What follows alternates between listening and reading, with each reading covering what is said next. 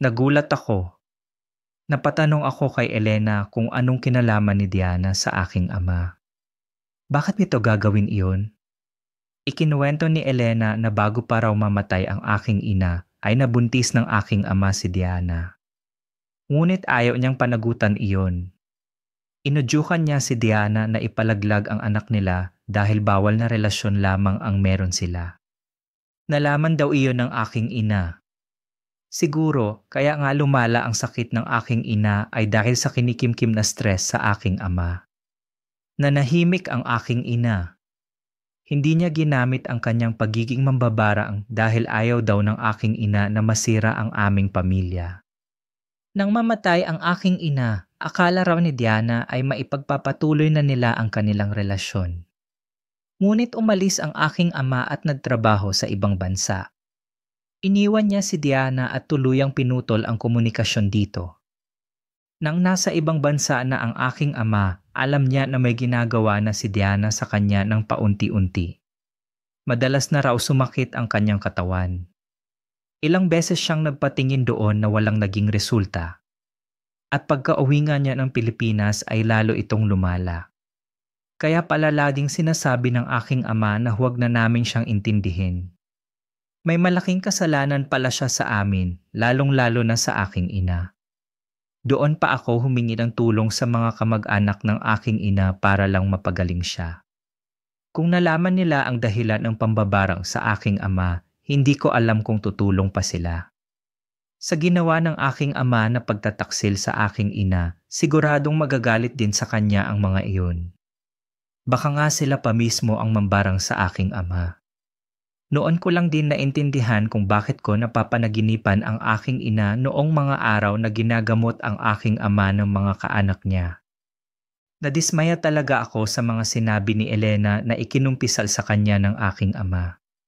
Hindi ko alam kung anong mararamdaman ko. Sabi ni Elena, wala na kaming magagawa. Nangyari na ang lahat. Nalungkot din daw siya, lalo na para sa aking ina. Ngunit hindi naman niya gustong mawala rin ang aking ama sa amin. Naging mabuti rin naman siyang ama. Nagpunta ako sa silid namin ng mga kapatid kong lalaki. Doon ko binuhos ang aking galit sa aking ama. Pinagsusuntok ko ang dingding namin. Hindi ko alintana ang pananakit ng aking kamao. Inawat na lang ako ni Anton. Nang gabing iyon din, nag-usap ulit kami ni Elena. Tinanong niya ako kung bakit hindi ko pa ulit pinupuntahan ang aking ama. Sabi ko, ayoko munang puntahan ang aking ama sa kanyang silid dahil hindi pa okay ang aking pakiramdam. Baka kung ano lang ang masabi ko sa kanya. Baka masumbatan ko lang. Natatandaan ko ang mga pananalita niya sa aking ina noon sa pagiging mambabarang ng aking ina na kesyo masama raw gawaing iyon. Iyon naman pala, siya pa ang gumagawa ng masama. At ang angkan pa ng aking ina na mga mambabarang ang makakapagligtas sa kanya. Kung nalaman ko agad iyon, baka hindi na ako nag-aksaya ng panahon. Hinayaan ko na lang siya sa kanyang karma. Sinaway ako ni Elena. Hayaan ko na raw iyon. Pasalamat daw ako at naipakita ko pa rin ang pagiging mabuting anak. Ang iniisip daw niya ay si Diana. Sabi ng aking ama, ang mambabarang talaga ay ang nanay ni Diana na taga Leyte rin. Nag-aalala siya kung bakit nagpunta pa ng Leyte si Diana nang malaman na nagpunta ako roon para ipagamot ang aking ama. Kaya raw pala tanong ng tanong ito kung nasaan ako. At nang malaman niyang nasa Leyte ako, agad ding nagpunta roon. Baka kinutuban na hinihinian ko ng tulong ang mga kamag-anak ng aking ina roon. Hindi raw niya alam kung ano pa ang pinaplano nito. Bigla akong kinabahan. Baka kasi gumanti si Diana sa pagkakatalo ng nanay niyang mambabarang. Makalipas lamang ang ilang araw, pinuntahan kami ng may-ari ng tindahan na may telepono. May tawag daw kami. Mula pala iyon kay Tia Amparo. Anya, dalawa na sa mga grupo ng mambabarang na kasama namin sa bundok ang magkasunod na namatay. Bago namatay ang mga ito, naikwento raw sa kanya na napanaginipan nila ang isang babaeng mambabarang na sa tingin nila ay bata pa. Mga nasa 30 anyos pa lamang. Gaganti raw ito at nagpakawala ito ng sumpa sa grupo ng mga mambabarang. Lahat ng alagang insekto ng mga mambabarang na kasama ko sa bundok ay pinagpapatay ng babaeng iyon. Ngunit sabi ni Tia Amparo, hindi na iyon ang nagbarang sa aking ama. Napatay na nila iyon. Ang duda nila, maaaring kamag-anak o anak. Nagkatinginan kami ni Elena. Isa lang ang pumasok sa isip namin. Si Diana. Natakot ako dahil baka isa-isahin niya kami. Naroroon din ako sa bundok kasama ng nagritual na mga mambabarang. Sabi ni Elena, huwag akong matakot dahil alam namin ang pagkakakilanlan ni Diana. Nakahingi pa nga raw siya ng larawan ni Diana. Kaya ipinakita niya sa akin. Naisip kasi ni Elena na baka kailanganin namin iyon. Kung sakali man na gumanti si Diana sa amin, kailangan daw, ngayon pa lang, ay gumawa na kami ng paraan para makontra ito. Sinangayunan ko si Elena. May mga nadagdag pa ako sa aking kaalaman na itinuro ni Tia Amparo. Baka makatulong sa amin iyon. Hindi na kami nag-aksaya ng panahon ni Elena. Nagsimula na kaming maghanda sa dapat naming gawin. Nilabas namin ang mga gamit ng aking ina. Napagkasunduan namin na kaming 3 lang ulit ni Anton ang dapat makaalam noon. Plano naming gawin pagdating ng hating gabi. Noong medyo maaga pa sa gabing iyon, hindi na ako mapakali. Iniisip ko ang tungkol sa 2 mambabarang na namatay. Hanggang sa mapatili na ako. Hindi ko akalain na mangyayari sa akin ang panaginip na iyon. Nakita ko mismo si Diana sa panaginip ko. Nasa harap siya ng isang bungo at may nakatirik doon na itim na kandila. Tapos tawa siya ng tawa na malakas at halakha. Nakita ko na nakadikit sa dingding ang mga mukha ng mga mambabarang na kasama ko sa bundok. At 2 na nga rito ang may ekis. Tapos nakita ko na susunod niyang lalagyan ng ekis ay ang mukha ko. Kaya nang hilakbot talaga ako. Ngunit nakita ko rin ang aking ina doon sa panaginip ko. Kinuha niya ang larawan ko mula kay Diana. Nag-agawan sila. Tutulungan ko sana ang aking ina. Ngunit doon na naputol ang panaginip ko. Napabalikwas ako ng bangon dahil ginigising na pala ako ni Anton. Sinabi ko sa kanila ang aking napanaginipan. Pareho silang hindi makakibo. Magdasal na lang daw kami. Pinagsama-sama muna namin sa bakanting silid ang iba naming kapatid. At kaming 3 ay nagsama-sama naman sa isa pang silid para doon isagawa ang balak naming pagkontra kay Diana. Ginawa namin ang nalalaman namin. Ang mga tinuro sa amin ng aking ina at pati na rin ang tinuro sa akin ni Tia Amparo. Hindi namin alam kung ano ang magiging epekto nito kay Diana. Umasa lang kami na magiging epektibo ang aming barang laban sa kanya. Ngunit kinabukasan nang tawagan namin si Tia Amparo, nabatid namin na isa na namang mambabarang ang namatay. Kaya si Lola Tasing daw ay nagpatawag sa kanila ng pulong. Sabi ni Tia, mag-ingat daw kami. Tapos may sinabi siyang insekto na dapat naming gamitin dahil mas mabisa iyon. Binigyan din niya ako ng bagong orasyon na maaari kong gamitin. Protektahan daw namin ang isa't isa. Nag-aalala rin kami para kay Tia Amparo dahil baka siya na ang susunod ng mambabarang. Ngunit sabi ni Tia, wag namin siyang intindihin. Nang araw ding iyon, biglang sumama ang aking pakiramdam. Pakiramdam ko may humahawak at tumipisil sa akin. Antok na antok din ako. Ayoko namang matulog. Pilit kong pinaglalabanan iyon dahil alam ko na si Diana ay may kakayahang pumasok sa panaginip namin at doon kami titirahin. Sabi ni Kya, isa iyon sa kakayahan ng isang malakas na mambabarang. Gumagamit ng espiritu na makakapasok sa panaginip ng kaaway. Pinilit kong tumayo. Nagpunta ako sa kusina at nagtimpla ng kape. Kahit papaano, nakatulong iyon sa akin para mawala ang antok ko. Ngunit bago ko pa maubos ang kape, bigla akong nakakita ng lumilipad na bangao sa ibabaw nito.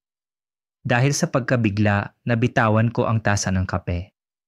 Bumagsak iyon sa sahig at nabasag, dahilan para magising sina Elena. Nang hinahanap na ni Elena sa natapong kape ang sinasabi kong patay na bangaw, hindi na niya iyon nakita. Para akong napaparanoid noon. Bigla akong nagkaroon ng mga guni-guni ng mga insekto. Hindi nga muna ako pinabalik ni Elena sa trabaho dahil baka makaapekto lang iyon sa aking trabaho. Kahit wala naman silang nakikitang lumilipad na insekto, sinasabi kong meron. Dala siguro ng takot ko sa mga naranasan ko at posible ko pang maranasan noong panahong iyon.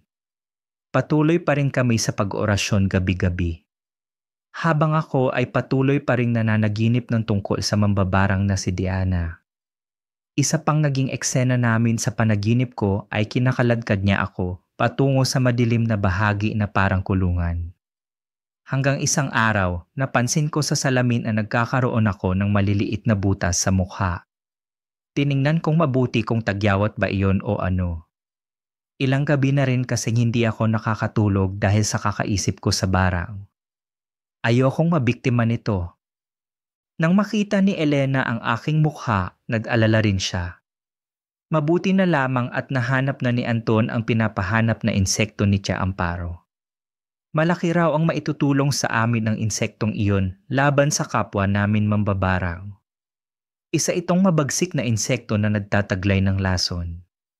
Kapag nagawa naming maipasok sa katawan ng aming kaaway, hindi na namin kailangang hintayin na mangitlog ito sa katawan niya.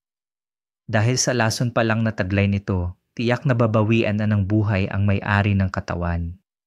Nang araw ding iyon, nang ilabot ako nang masaksihan ko mismo ang paglabas ng maliliit na insekto mula sa butas ng aking mukha. Kinapitan ni Elena ang aking kamay at sinabi na huwag akong panghinaan ng loob. Kailangan naming labanan ang takot para mapagwagian namin ang laban na iyon. Kahit umaga pa lang, isinagawa na namin ang pagkontra sa baraw. Hindi na kami naglihim sa aking ama at sa mga kapatid namin.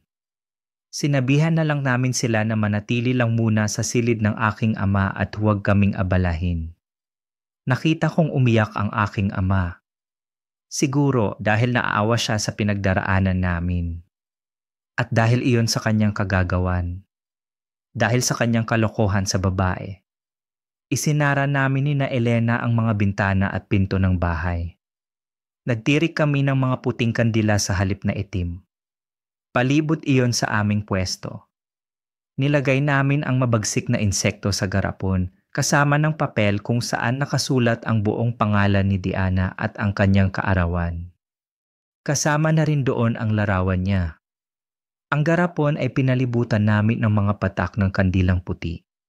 Habang si Elena ay nagsimula ng bumikas ng orasyon na sinusundan namin ni Anton.